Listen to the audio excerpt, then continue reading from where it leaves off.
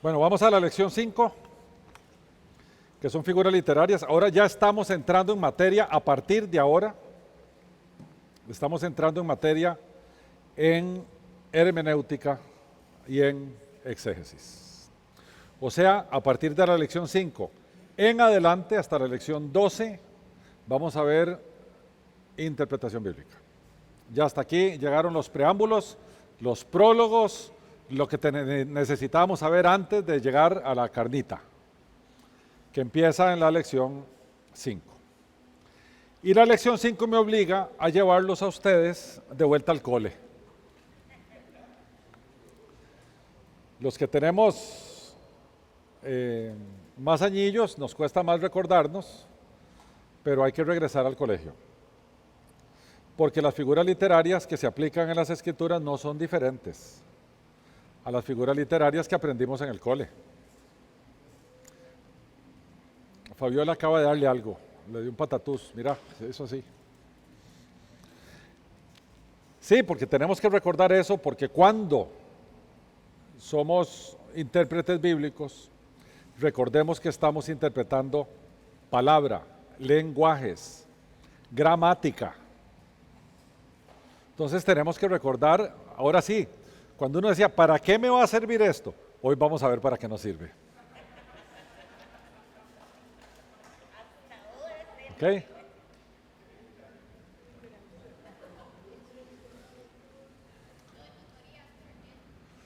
Ok. ¿Alguien quiere tutorías con Vale?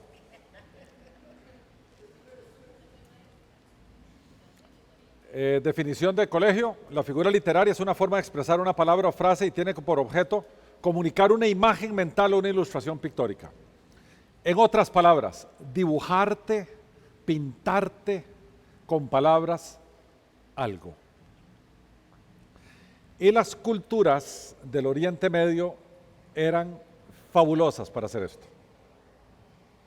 De ahí que la interpretación bíblica de allá no es problema, somos los occidentales los que empezamos a inventar y a batear por esto, porque no entendemos estos principios que vamos a ver hoy.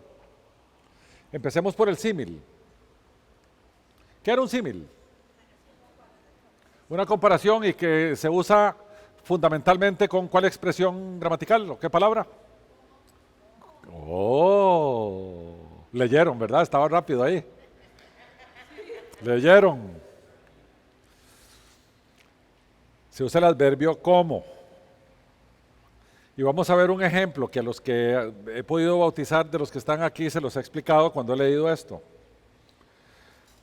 El día de Pentecostés, cuando llegó el día de Pentecostés, estaban juntos, estaban todos unánimes juntos. De repente vino del cielo un estruendo como de un viento recio que soplaba, el cual llenó toda la casa donde estaban y se le aparecieron lenguas repartidas como de fuego, asentándose cada uno sobre uno de ellos. ¿Era el Espíritu Santo un viento recio y una lengua de fuego? No.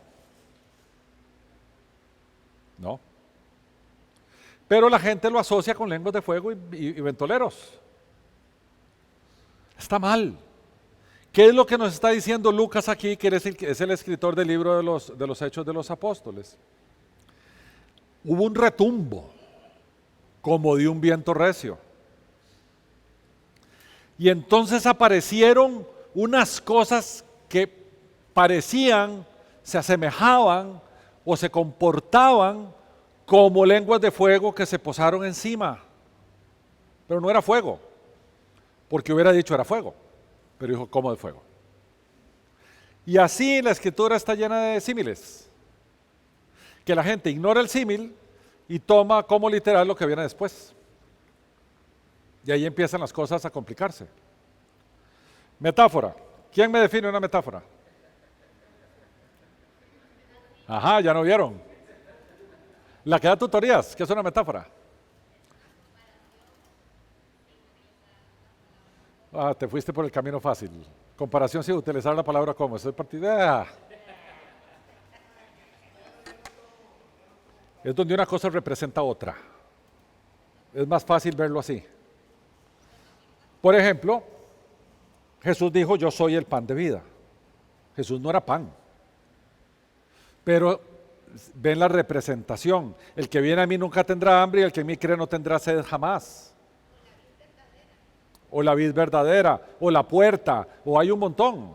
Jesús utilizó metáforas por todo lado porque en la Palestina de entonces, que no se llamaba Palestina, pero en la Palestina de entonces, hablaban mucho de esta manera. Entonces vemos cómo el pan viene a representar un poquitito lo que él quiere decir en términos de coman este pan y tendrán vida eterna. Por lo tanto, ténganme a mí y tendrán vida eterna. Para nuestro lado, él debe haber dicho, yo soy el bistec de Dios. También. Sí, más o menos, porque lo que sigue de ahí, o lo que precede más bien, era el ejemplo que Jesús estaba poniendo del maná del cielo. Los judíos le dijeron, bueno, ¿quién eres tú? Porque Moisés hizo una señal que cayó maná del cielo y él habló del pan que venía del cielo. E inmediatamente él dijo, yo soy el pan que viene del cielo. Entonces, como diciendo, el maná que mandó mi padre, eso era un tipo, que ahora vamos a ver más adelante. Yo soy el verdadero pan que viene del cielo. Y entonces, así como aquel pan le dio vida a aquellos que venían en el desierto, porque sin el pan se mueren de hambre, yo vengo aquí a dar vida. Ese es el mensaje que hay detrás de la metáfora. Vean lo importante que es entenderlas. O sea, cuando vamos leyendo por la Biblia, ahora sí, detengamos, ay, esto es una metáfora, déjame ver qué hay detrás de la metáfora, y nos detenemos.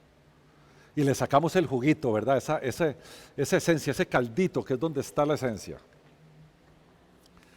La que sigue, personificación o prosopopeya.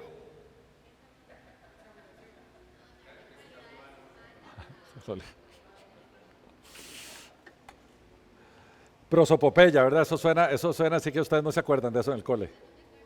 ¿Verdad? Prosopopeya. Que es darle características humanas a algo que no es humano. ¿Okay? Pablo en 1 Corintios 15, ¿dónde está muerte tu aguijón? ¿Dónde sepulcro tu victoria? Ni el sepulcro es victorioso, ni la muerte tiene un aguijón. Le estás dando una característica humana a algo que no le pertenece, pero estás ilustrando una idea. ¿Ok? Voy a ir rápido para que Vale no pesque. Antropomorfismo. Y ahí está Vanessa también. Antropomorfismo, atribuir a Dios características humanas. ¿Okay?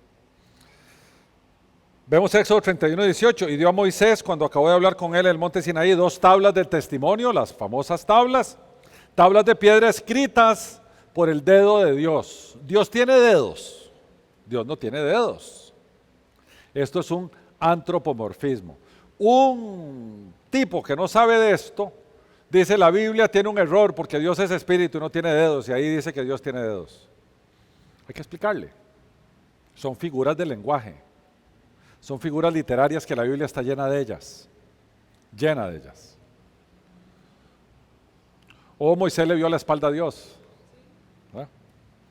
Expresión idiomática. Aquí vamos a entrar en una materia un poquito más avanzadilla, porque tiene que ver con características de un idioma que no es el nuestro, que no lo entendemos. Por ejemplo, hablamos de greísmos o hablamos de hebraísmos. La Biblia fue escrita en griego y en hebreo, en el Antiguo Testamento, y algo en arameo. Pero tenemos que comprender dónde hay un hebraísmo para poder sacarle jugo a la expresión. El ejemplo de un hebraísmo, hay 2 ejemplos, que lo podemos entender con facilidad. Uno es el famoso Isaías 6:3, que es donde Isaías se asoma al salón del trono y habían unos serafines cantando sin cesar, santo, santo, santo, Jehová de los ejércitos, toda la tierra está llena de su gloria. Santo, santo, santo quiere decir santísimo. El problema es que en hebreo no hay superlativos. Entonces la forma de expresar un superlativo en el hebreo antiguo es repitiendo. ¿Ok? Hacer énfasis y repetir varias veces es como una suerte de superlativo en nuestro idioma, que ellos no tenían. ¿Okay? Entonces uno no podría decir, ¿cómo se escribe santísimo en hebreo antiguo? No se escribe. Es santo, santo, santo. ¿Okay?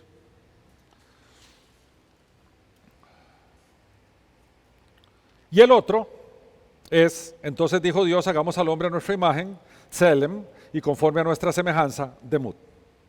Uno dice, son dos palabras diferentes que significan lo mismo. Las dos palabras quieren decir lo mismo. Por años uno ha leído literatura de que imagen quiere decir una cosa y semejanza quiere decir otra. Por años.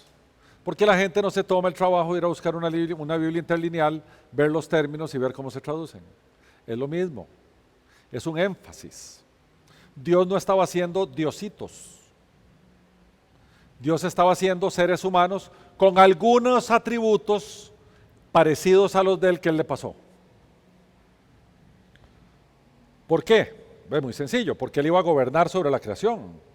Entonces, para que el ser humano gobernara sobre los animales, tenía que tener atributos por encima de los atributos de los animales. Tenía que poder ver el futuro. Los animales no ven el futuro, viven en un presente. Tenía que amar, tenía que odiar, o sea, todas esas características que nos hacen distintos a los animales son características que vienen de la imagen y semejanza de Dios. Entonces, lo que está diciendo Génesis 1:26 es, hay algunos atributos que nos pide Dios que nosotros también tengamos, por ejemplo, amor. El amor que Dios nos tiene a nosotros es el amor que estamos obligados a tenerle a nuestro cónyuge.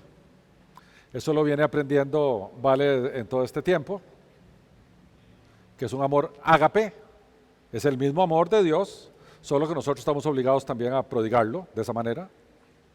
Misericordia, gracia, todos esos son atributos que Dios tiene, que son atributos que nos pasa a nosotros y nosotros debemos tener. No, la santidad de Dios es diferente a la santidad nuestra. La santidad de Dios lo hace único. Lo hace único. La nuestra es un proceso de separación del pecado, pero jamás tiene que ver con la santidad divina. La santidad es esencial en Dios. Él es esencialmente santo porque esencialmente vive por sí mismo, desde siempre y sin necesidad de su creación. Por eso es separado o distinto. O sea, cuando hablamos de la santidad del ser humano, estamos hablando de que el ser humano primero es apartado por Dios de un lugar a otro. Del ser humano no se aparta, es Dios el que lo hace. Lo pasa de las tinieblas a la luz admirable, o sea, lo cambia de posición, o sea, lo aparta de un lugar y lo pasa para otro. Por eso nos llama santos, porque son mis apartados. Me pasaste de la oscuridad a la luz. Y lo otro es la separación del pecado, que también es la misma palabra, santidad, que es apartado. Dios nos manda apartarnos del pecado como Él está apartado del pecado. Pero en el caso nuestro no tiene que ver con nuestra esencia, tiene que ver con nuestra conducta y nuestro proceso. En el caso de Él está su esencia. Dios, a diferencia de nosotros, es apartado y diferente porque nada en su creación se asemeja a Él. Por eso es apartado. Y desde la perspectiva del pecado o del mal, es absolutamente puro porque es absolutamente separado del mal en su esencia y en su ser. Por eso es tan diferente. ¿Okay? Seguimos. Eufemismo, ¿vale? NASA.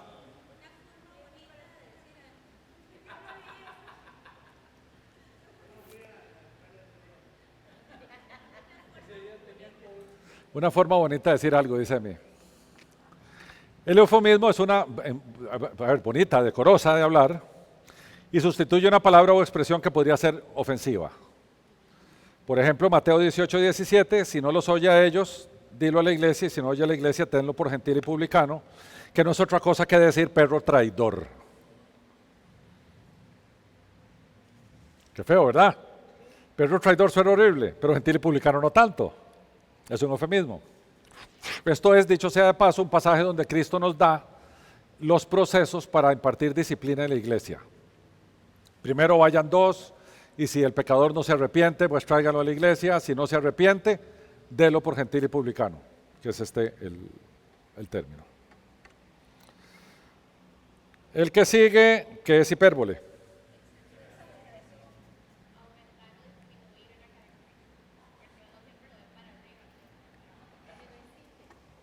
Es el uso de la exageración para enfatizar una enseñanza. Y la más clara que yo les puedo dar es Mateo 18, 8, 9. Por tanto, si tu mano o pie te es ocasión de caer, córtalo y échalo de ti. Mejor te es entrar en la vida cojo o manco, que teniendo 2 manos o 2 pies ser arrojado en el fuego eterno. Y si tu ojo te es ocasión de caer, sácalo y échalo de ti. Mejor te es entrar con un solo ojo en la vida, que teniendo 2 ojos ser echado en el infierno de fuego. De nuevo, para un lector casual, diría eso es una barbaridad. Porque andaríamos en la calle un montón de mancos, cojos y ciegos. Y así no es. Lo que el Señor está queriendo decir es que si vas a ir a ver algo que no deberías ver, deberías hacerte como un ciego que no puede ver lo que no deberías. La mano tiene que ver con la acción. Si vas a hacer algo que no deberías, deberías comportarte como si no tuvieras manos para no poder hacer lo que no deberías hacer. Y los pies son los que nos conducen a algún lugar. Si vas a ir a algún lugar donde no deberías estar o ir, mejor comportarte como alguien que no puede caminar para que no puedas ir a ese lugar donde no deberías ir. Es un poco la enseñanza que hay aquí. El Señor la exagera porque así era la época.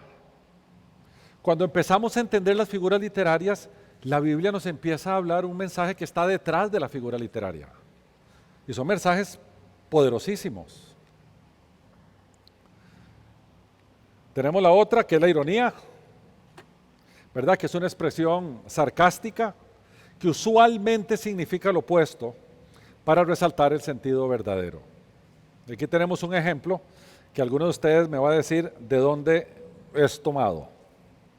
Hacia el mediodía Elías se burlaba de ellos diciendo: gritad con voz más fuerte porque es un Dios. Quizá está meditando, tiene algún trabajo, se ha ido de viaje. Tal vez duerme y haya que despertarlo. ¿De dónde viene esto? No, ahí está, Primera de Reyes 18:27.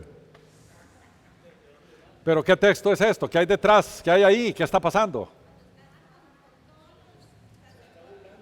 Correcto. Cuando estaba con los sacerdotes de Baal, pusieron todos los altares en el duelo que hizo Elías, y entonces ahí empezó a molestarlos, porque no venía nada, no pasaba nada. Entonces le decían, ya ahí, grítenle, tal vez está dormido. Esa es una forma irónica. ¿Ok? Y entonces empezó a vacilarlos y a vacilarlos y a vacilarlos. Merismo. El merismo, la Biblia está muy llena, es algo muy frecuente. Y consiste en mencionar la totalidad a partir de 2 extremos. Llena está. Jesús era,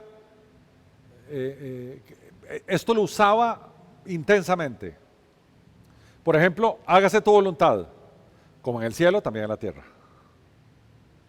¿Okay? O el humo de su tormento sube por los siglos de los siglos, Apocalipsis 14. No tienen reposo ni de día ni de noche. Los que adoran la bestia y su imagen y nadie que reciba la marca de su nombre. Usan esos contrastes, grandes contrastes, para enfatizar una enseñanza. Y después está algo que Pablo usaba mucho, que es la diatriba, que es una conversación con un personaje imaginario, donde él supone que el personaje imaginario va a oponerse a lo que él está enseñando. Entonces él presenta la oposición y la responde. Romanos es el libro típico donde Pablo hace eso. Romanos 9:4, ¿qué pues diremos? ¿Que hay injusticia en Dios? De ninguna manera. Esto tiene que ver con la elección divina. ¿Okay? Él inventándose un interlocutor que se va a oponer a él. Esa es la diatriba. Y tenemos la alegoría. Con esta quiero que tengamos mucho cuidado. La alegoría tenemos que tomarla con pinzas. Aquí vamos a ver una alegoría, que la Biblia nos dice que es una alegoría, además. No tenemos que encontrarla, ella lo dice. Y la alegoría trata de pegar metáforas o simbolismos encadenados para tratar de descifrar un texto determinado. Entonces, si nosotros no somos cuidadosos, podemos caer en un error de interpretación bíblica que se llama leer las Escrituras alegóricamente, que es encontrar símbolos donde no los hay y encadenarlos para que la Biblia diga lo que yo quiero que diga. Y me invento lo que los símbolos quieren decir. Entonces encadeno 2 o 3, yo digo que el símbolo quiere decir algo y genero una doctrina relacionada con esas 3 cosas que encadené. Entonces hay que tener mucho cuidado. La Biblia sí usa alegorías, pero son muy claras. Veamos esta. Gálatas 4, 21, 26. Decidme los que queréis estar bajo la ley. El pleito que Pablo tiene, que los Gálatas quisieron devolverse a circuncidarse porque llegaron unos de Santiago y tal.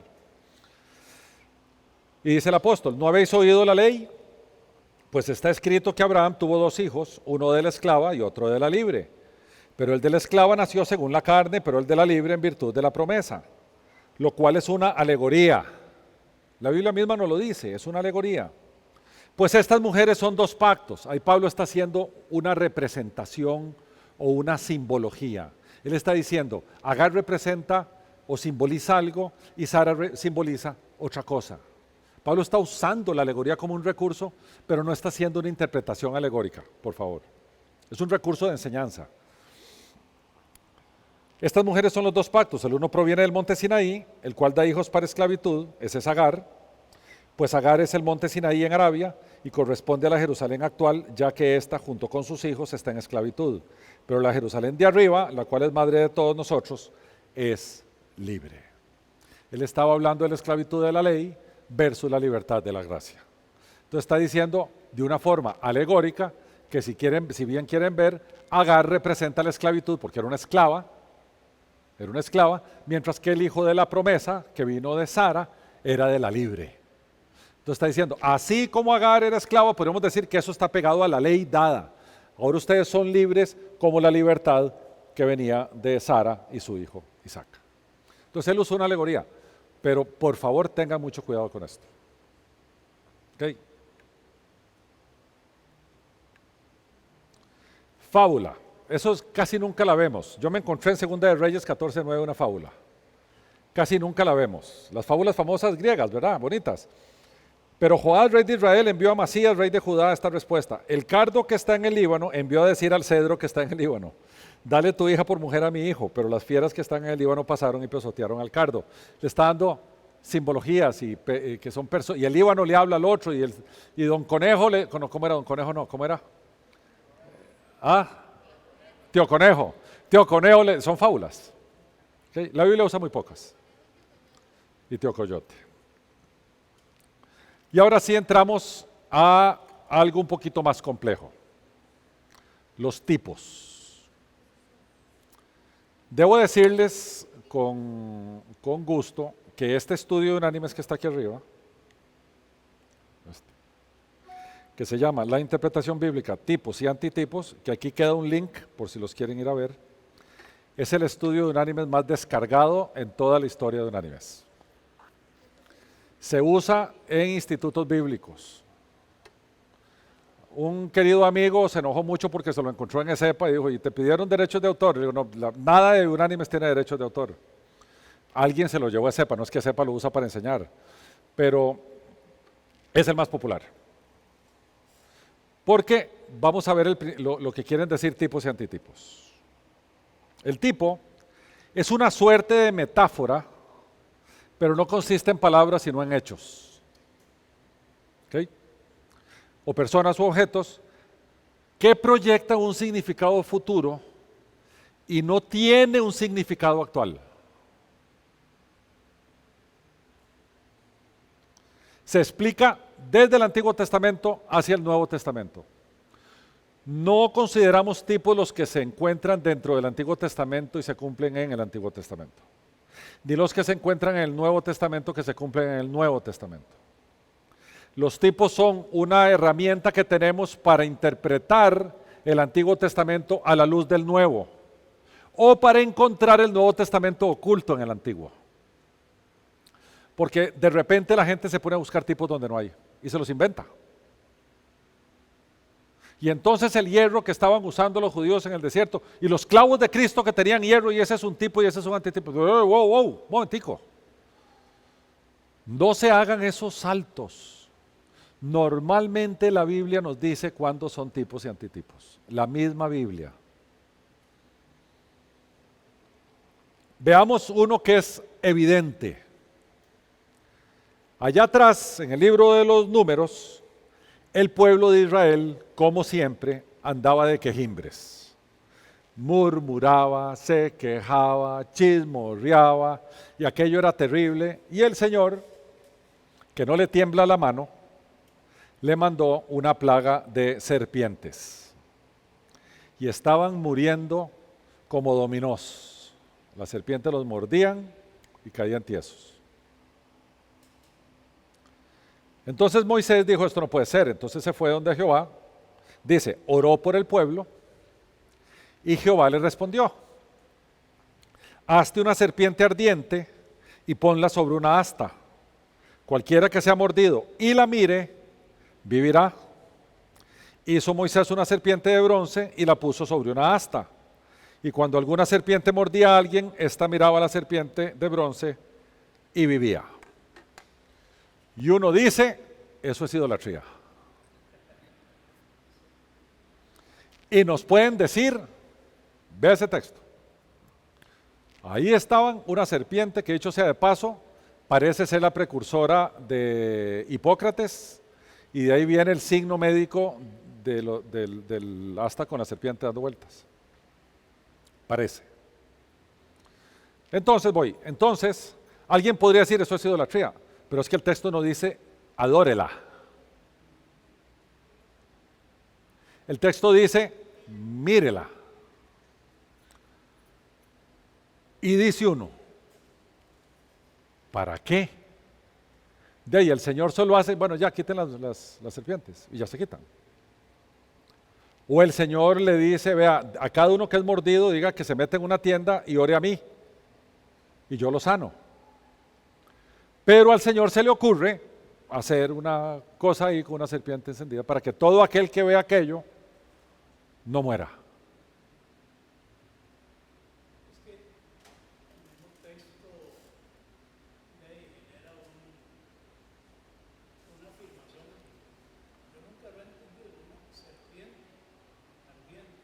Sí, sí.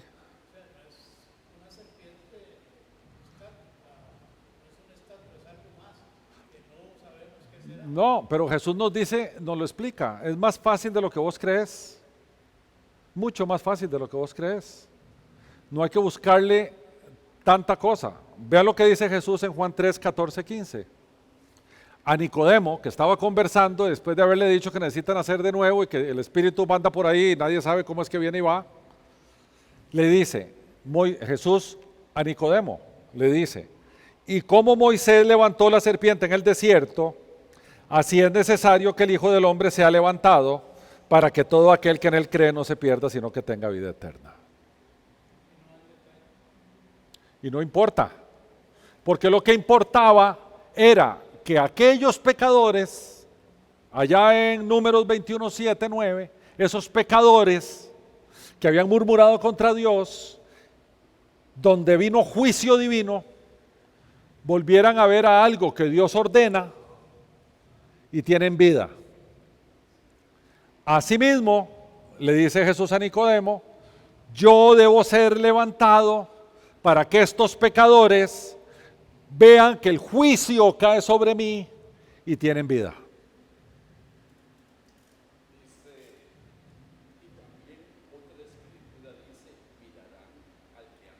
Sí, eso es Zacarías.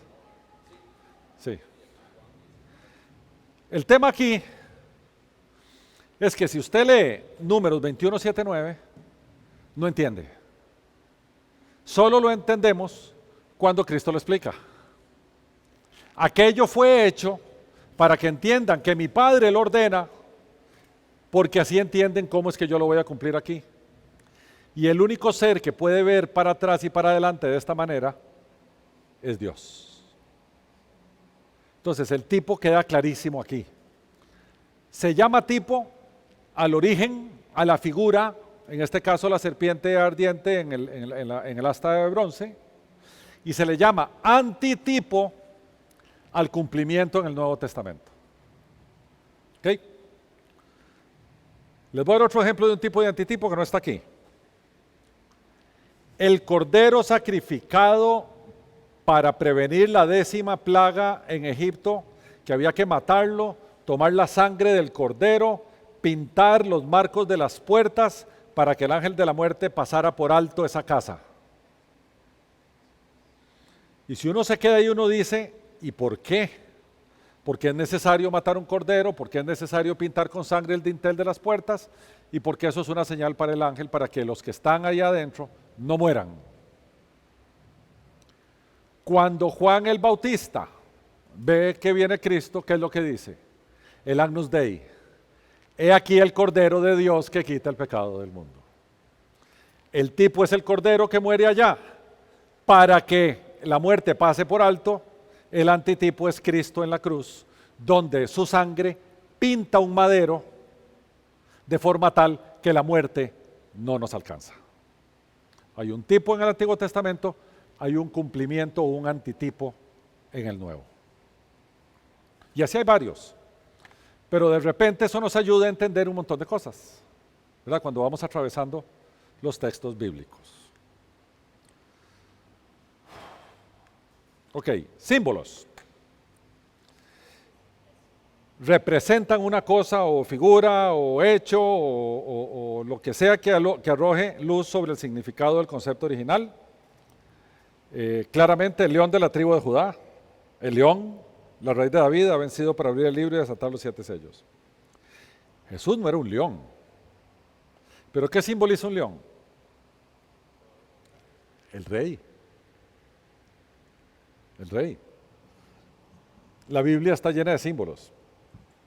Ni que hablar de Apocalipsis o la literatura apocalíptica. Ezequiel, Daniel, Isaías, Mateo 24, de todo, hay símbolos por todo lado. Nuestra recomendación es que no se queden ahí diciendo yo entendí lo de los símbolos. Vayan aquí y vean el estudio nuestro de símbolos bíblicos. Porque esta es la principal razón de herejías y la principal causa de herejías desde los principios de interpretación bíblica. Si uno no sabe distinguir los símbolos de los textos literales, empieza a ser mala doctrina. Es muy importante. Este y el que le sigue, los dos, perdón, está más adelante. Este y los números. Entender el significado de los números, las dos cosas, símbolos y números, son importantísimos que los estudiemos, los leamos, los repasemos, porque nos ayudan a interpretar los textos y nos previenen de mal interpretar los textos. Bien, parábolas. Las parábolas son narraciones alegóricas, generalmente de Jesús. Jesús, ese era su medio predilecto de enseñar. Entonces, dependiendo de la audiencia, se inventaba una parábola para esa audiencia. Si habrían pescadores, la parábola era de peces y cosas. Si habrían agricultores, la palabra era de cosechas y de siembras. Y así sucesivamente. Él veía y usaba, era un contador de cuentos espectacular. Contaba historias y la historia te envolvía, un maestro por excelencia. Entonces él tomaba, veía a su audiencia y normalmente en su audiencia, normalmente las van a ver en las parábolas, en la audiencia era dividida entre sus discípulos y los judíos y los fariseos. Entonces las parábolas generalmente tienen un mensaje para los dos, en una sola historia que él cuenta. ¿Okay? También no hay un estudio bíblico de parábolas, hay una introducción y está un estudio por parábola, son 32 parábolas. Y ahí uno pasa entretenido, ya, les digo que sí. Entretenido. Porque le sacamos todo el jugo a cada parábola. Todo el jugo a cada parábola. Cada estudio es como de 20 páginas. Por cada parábola de Cristo. Tenemos las famosas antítesis, que también se usan mucho. Que uno podría decir, pero esos no son los contrastes que vimos allá atrás. No, Jesús lo usó diferente. Jesús lo que hacía era contraponer, en vez del cielo y la tierra pasarán, ¿verdad? En vez de eso, contraponía. para resaltar una verdad. El Sermón del Monte tiene las famosas 3 antítesis. Oíste que fue dicho, mas yo digo. Son 3 que él usa. Y él usa una que lo predicamos hace poquito, que son las famosas puertas. La puerta angosta, la puerta ancha, el camino angosto, el camino ancho, el destino de perdición, el destino de vida. Las multitudes que transitan en el camino ancho que pasan por la puerta ancha y la gente poquita que transita en el camino angosto que parta por la puerta angosta. ¿Okay? Él está contraponiendo puerta ancha, angosta, camino ancho y angosto, poblaciones grandes y chiquitas, destinos de muerte y de vida. Eso Jesús lo hacía mucho. Cuando ya uno es ducho en esto y empieza a ver estas cosas, cae algún texto, mira, ahí hay una antítesis.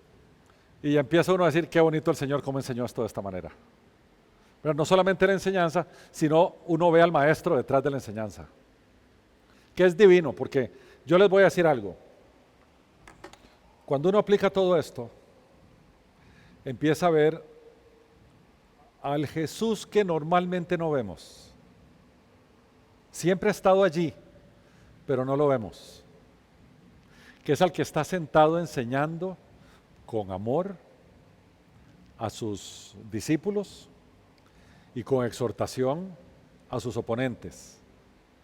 Pero lo ve uno en su, que no podría decir humanidad, en su sabiduría. Y lo personifica. Cuando uno dice, Él está enseñando, está sentado, ve qué clase de maestro es Jesús, ve el recurso que acaba de usar para enseñar esta verdad. Y uno ve un Jesús, ya no solamente el que tenemos siempre, Dios, hombre, esto y lo otro, que andamos doctrinalmente nosotros para arriba y para abajo, sino que ves la persona, esa es la forma, eso era lo que quería decir, ves la persona de Jesús. Le das carácter, personalidad y temperamento, ves la persona y lo amás, y lo admirás, y lo respetás, lo descubrís.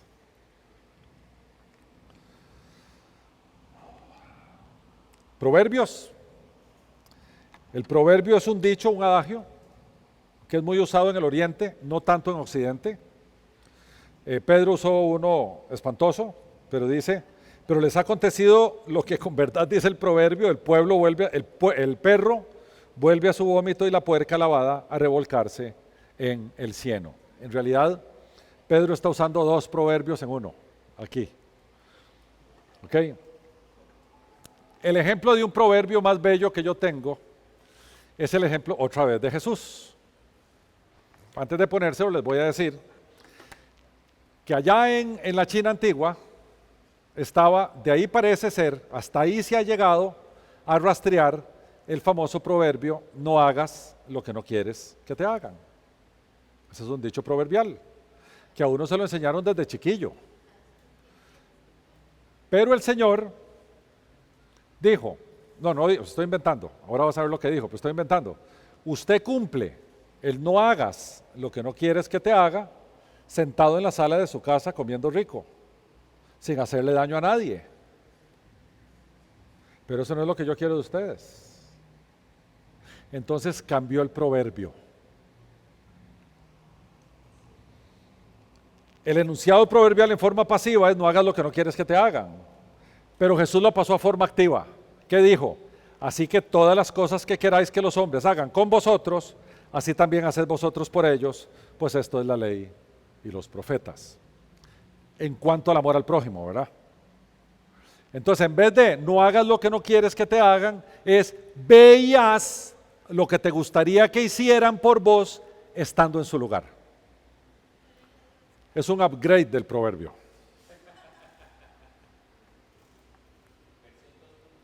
Versión 2.0 del proverbio. ¿Ok? Hasta aquí, ¿qué hora tenemos?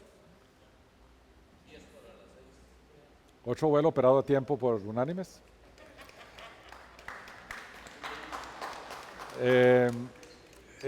Nuestra siguiente lección va a ser ardua, extensa, pesada, pero tremendamente interesante porque vamos a ver, no me acuerdo cuántas eran, creo que eran 12 reglas de hermenéutica, una por una. Y vamos a ir una por una dándonos cuenta cómo surgen las falsas doctrinas. Porque las falsas doctrinas salen de una mala aplicación de una norma hermenéutica. ¿Ok?